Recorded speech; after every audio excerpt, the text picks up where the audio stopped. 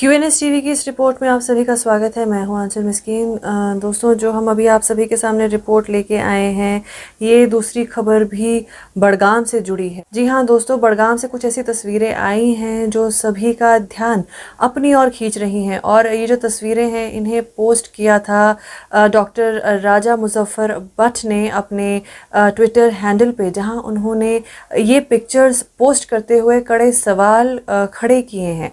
दोस्तों, ये जो आप पिक्चर्स अभी आपके स्क्रीन में देख रहे हैं, ये पिक्चर्स आई हैं नागम हथपोरा रोड डिस्ट्रिक्ट बड़गाम से। और यहाँ जैसे आप देख सकते हैं कि इन जो ये करेवाज हैं, इनकी हालत देखकर आप समझ सकते होंगे कि ये सारा इलीगल माइनिंग का मसला है। क्योंकि जिस तरह से ये पेड़ कुरेदे गए, खुरचे हुए लग रहे हैं, ये इलीगल माइनिंग से ही हो सकता है। और इसी पर कड़े सवाल डॉक्टर राजा मुजफ्फर बट ने अपने ट्वीट के ज़रिए उठाया है। दोस्तों,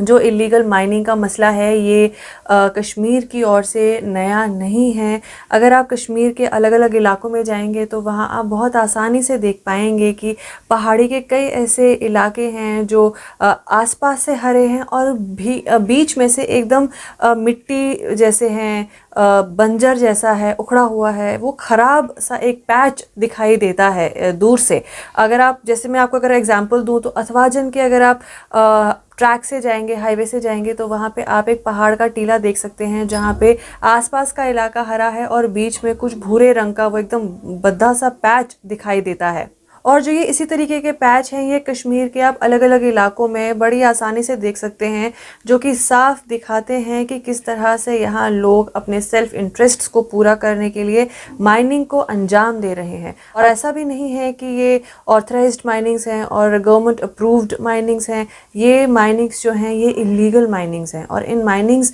से किस तरह से एक एनवायरनमेंट पे और किस तरह से एक, अगर आप विजुअल इम्पैक्ट भी कहें, किस तरह से खराब ये कर रहा है, ये चीज़ जो है अब सभी के कंसर्न में आनी बहुत ज़रूरी है। अब जिस तरह से आप ये करेवा की तस्वीरें देख रहे हैं, ये यहाँ पे इस ट्वीट में राजा मुजफ्फर बट ने भी ये बात साफ लिखी है कि ये बर्बादी का एक और मंजर है जिसको रोकना बहुत ज़रूरी है। और हर दिन जो है रात को 9 बजे के बाद यहाँ पे इस तरीके की इलीगल माइनिंग का काम शुरू होता है जो पूरी रात चलता है, जिसकी वजह से आज आप इन करेवास की इस तरीके की हालत देख सकते हैं। दोस्तों,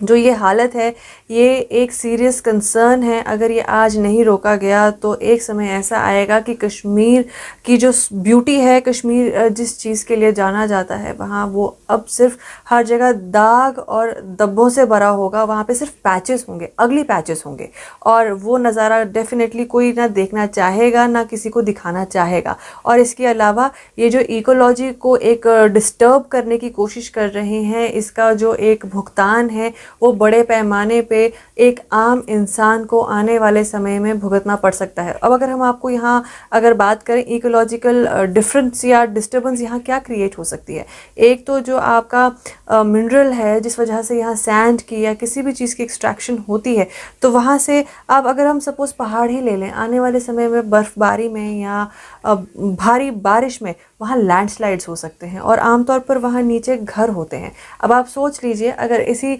करेवा का, पहाड़ का या कोई भी एक ऐसा हिस्सा, बड़ा सा हिस्सा टूटकर गिरकर नीचे लुढ़कता हुआ आता है, तो सोचिए जो नीचे के घर होंगे, कितने घर चपेट में आएंगे और कितने लोगों की जानें जाएंगी। ये एक इलीगल माइनिंग जिस तरीके से यहाँ की गई है, जो बड़गाम से ये तस्वीरें सामने आई हैं, यहाँ ये भी साफ देखा जा रहा है कि ये बिना किसी ऑफिशियल सपोर्ट के इतना पॉसिबल नहीं था। और अगर देखा जाए, ये कोई ऑथराइज्ड या लीगल सपोर्ट नहीं था, ये एक बैक एंड का सपोर्ट था, जिस वजह से ये नज़ारा आज इतना विजुअली एक इम्पैक्ट के साथ सामने खड़ा है। पर आज तक कोई सरकारी कार्यवाही इस और नहीं हुई और ये जो एक इलीगल माइनिंग का काम है, हर रात लगातार चलता ही जा रहा है। और आज तक अगर इस पे कार्यवाही नहीं हुई तो ये डेफिनेटली जो कंसर्न डिपार्टमेंट है, उसके उनके काम पर और उनके इंटेंशंस पर कड़े सवाल खड़े कर देते हैं। अब दोस्तों, ये एक तरीके से आपने देखा कि जहां हमने जिक्र किया कि डॉक्टर मुजफ्फर के ट्वीट से एक तरफ से ये मुद्दा सामने आया, वहीं अगर हम इस ट्वीट के एक फर्दर एक्सटेंशन की बात करें तो कुछ ट्विटर पे ऐसी वीडियोस देखी गई जहाँ पे महबूबा मुफ्ती जी ने भी इस साइट पे विज़िट किया था और वहाँ इस सिचुएशन का जायज़ा लिया था और उन्होंने भी वहाँ जायज़ा लेते हुए बात करते समय इस पूरे इलाके की सिचुएशन को जानने की कोशिश की और उनकी विज़िट से भी ये जो इलाके की सिचुएशन है ये कहीं ना कहीं अब फोकस में आई है और आ रही है कि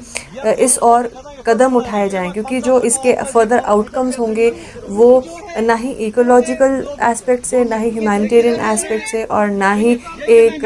विजुअल एस्पेक्ट से किसी भी तरीके से ये वेलकमिंग नहीं होगा और ये किसी भी तरीके से एक अगर हम कहें कि आपको नुकसान से बचाएगा या आपको कोई फ़र्क नहीं पड़ेगा इससे, तो यहाँ ये कहना गलत होगा, क्योंकि आज आके अगर आप एनवायरनमेंट से छेड़खानी करते हैं तो कहीं ना कहीं उसका एक डायरेक्ट इम्पैक्ट आज नहीं तो कल एक आम आदमी पे या उस इलाके में रहने वाले